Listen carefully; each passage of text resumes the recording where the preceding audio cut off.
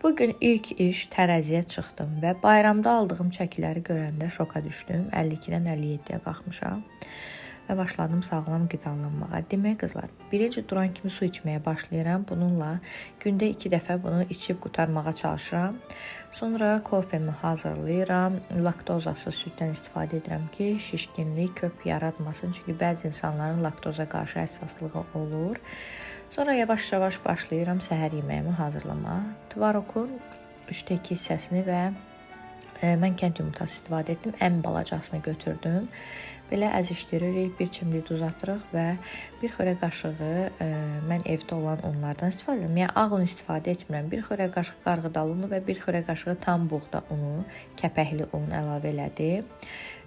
Biraz vanil və biraz kabartma tozu əlavə etdim. Tavanı da biraz belə yağladım. Bunu da Temudan almışam. Çox şirinli qızlar. Tava qızdıqdan sonra belə əlimlə forma verirəm. Böyük bir sırnik forması verdim xəmirə. Və o üz bu üz vam xodda bişirin. Qızlar, mən biraz xodu çox oldu, yəni biraz ötdü. Amma eyb yox, çox ləzzətli idi. Bunu da qızlar fıstıq yox, fındıq əzməsidir. Peynirci babadan almışdım. Amma sən demə bunun tərkibində şəkər var imiş. Amma mən sağlam qidalanmada şəkərdən istifadə etmirəm. Gələn dəfə bunun şəkərsizini alacağam. Sadəcə almışam deyə bitirməyə çalışıram. Çox ləzzətli alınır qızlar, mütləq sınayın.